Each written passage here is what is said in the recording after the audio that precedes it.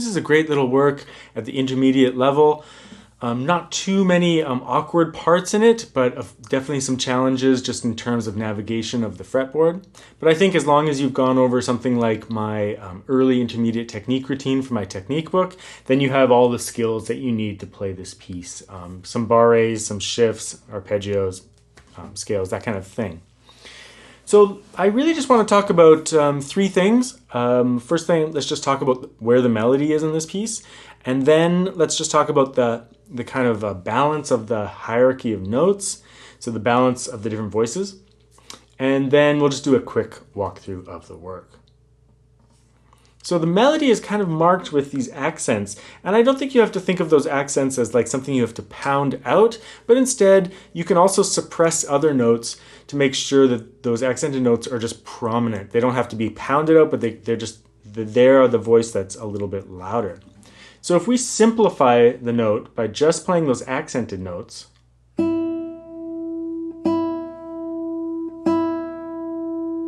bar 5,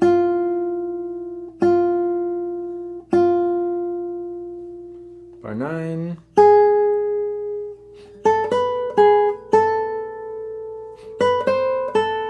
bar 13, I think that's kind of the melody there, and bar 14 and 15 I kind of made it work there. So nice, simple, sustained melody in this piece, right? So your first task is to make sure you just bring out that simple melody and you connect it and make sure that it's heard. In terms of the balance of the piece and the separation of the voices, you want that melody to come out the most, probably, or at least be, the thing that draws the listener in.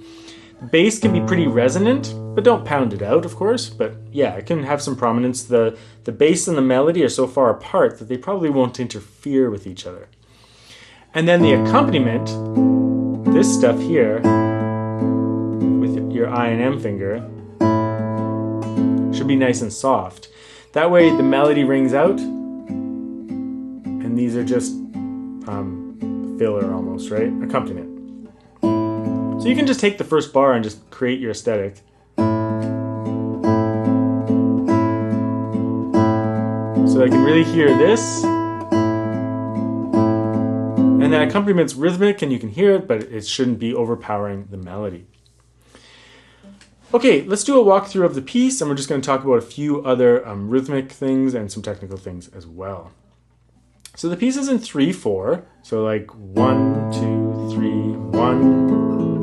1, 2, 3, 1, 2, 3, 1. But that second bar and subsequent bars really sounds like it's switching to 6/8. So as if you were going 1 and 2 and 3 and 1, 2, 3, 4, 5, 6, 1, 2, 3. If you're more on the beginner side or like early intermediate side, don't worry about it. Just play it in 3/4 time and just make sure that second bar, you bring out that bass line nice and strong, and the feeling of 6/8 will kind of come through. So you don't have to think about it too much. You can put your metronome to the quarter note if you want, but just kind of glide through that bar and bring out the bass line and it'll play itself.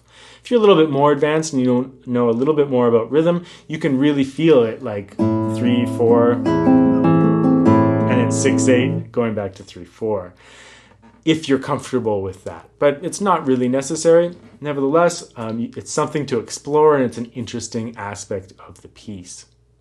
I feel the piece just really one beat per bar. When I practice with the metronome with this piece, I put it on just to the first beat of every bar. So it's like thump, thump, thump, thump, thump. You don't want to get bogged down with like so many little beats, but instead just a nice simple feeling on each bar. So that's what I would probably recommend that be your goal in the end. Okay, let's just walk through the piece.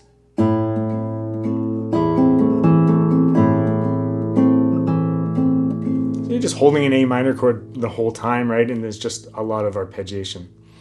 Then D minor.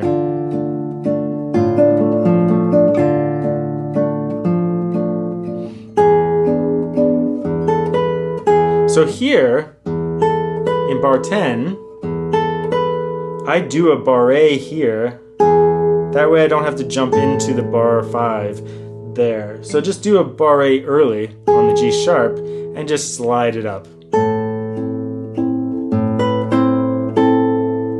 There, you just have to repeat fingers. I just play A and then repeat that finger.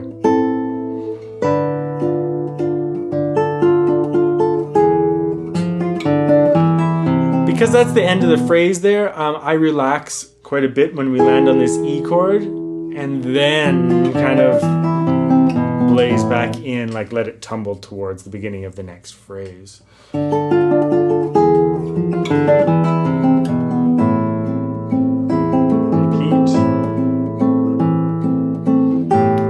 I would also do a barre here over 4 strings and then just slide that up to the 5th fret. It's not what Sagreros does in his edition and whatnot, but I would definitely do it. I mark it in mine, of course. Just it prepares the bar so you don't have to jump into a barre. You can just kind of slide it up.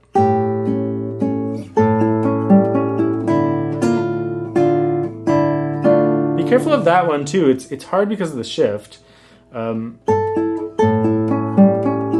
It's an easy shift because the open strings, but you don't slam that second beat. Have a little bit of strong weak if you can. But you still want the F to sustain, so you need a certain amount of volume, just don't pound it out.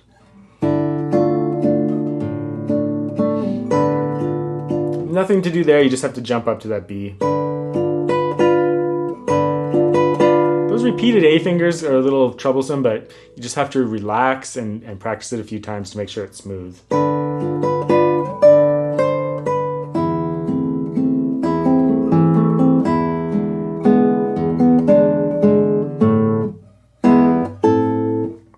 I observe the rest at the end.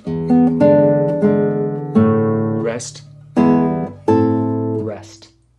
Just to clean it up a little bit, make it kind of a fun, tight little ending.